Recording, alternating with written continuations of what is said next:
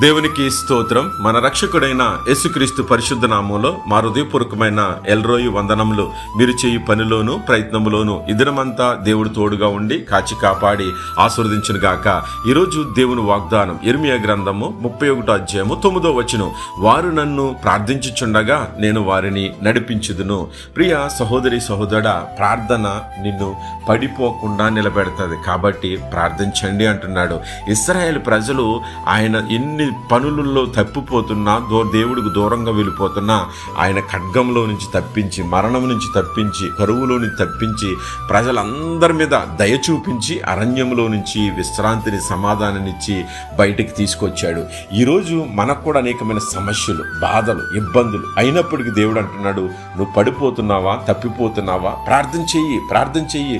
నువ్వు గుడ్డువాడువైనా సరే, కుంటువాడువైనా, గర్భిణీవైనా, ప్రసవించు స్త్రీవైనా, నాశనమైపోతున్నా, ఏ పరిస్థితుల్లో ఉంటున్నా, నువ్వేదన్నా ఇల్లు కట్టాలని కట్టలేకపోతున్నా, ఏదన్నా నాటించాలని నాటించలేకపోతున్నా, ఫలములు ఫలించలేకపోతున్నా, యాకోబు జీవితంలో చేసిన సంతోషం ప్రార్థించగా అద్భుతం ఎలా జరిగించాడో నీ జీవితంలో అద్భుతం జరిగిస్తున్నాడు. కాబట్టి ప్రార్థించండి. సంగమగా కూడి ప్రార్థిస్తే అద్భుతాలు, కుటుంబంగా కూడి ప్రార్థిస్తే అద్భుతాలు, సహవాసముగా కూడి ప్రార్థిస్తే అద్భుతాలు. నువ్వు పాడటానికి పాడలేకపోతున్నావా, ప్రార్థిస్తే నేను నిలబెడతారు. కాబట్టి త్రొట్టిల్లి పడిపోకుండా చక్కగా నీకు బాటను, నీకు మార్గాన్ని, నీకు ఆలోచన ఇవ్వటానికి ప్రార్థన ఉంది. ఈరోజు నువ్వు దేనిలో పడిపోతున్నావో, నీకు ఏది పొందుకోలేకపోతున్నావో, ఎక్కడికి నువ్వు వెళ్ళకపోతున్నావో ప్రతి ఒక్క విషయంలో పట్టుదలగా ప్రార్థించు.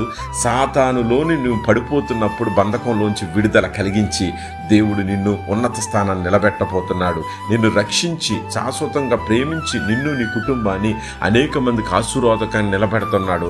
కాబట్టి అట్టి కృపలో మనం వర్ధిల్లాలంటే ప్రార్థించండి అంటున్నాడు. ప్రార్థించే కుటుంబంగా నువ్వు ఉంటే ఫలాలు పొందుకుంటూ, ఆశీర్వాదాలు పొందుకుంటూ నిన్ను ఆశీర్వదిస్తాడు. అట్టి కృప దేవుడు నీకు నాకు దయచేయను గాక.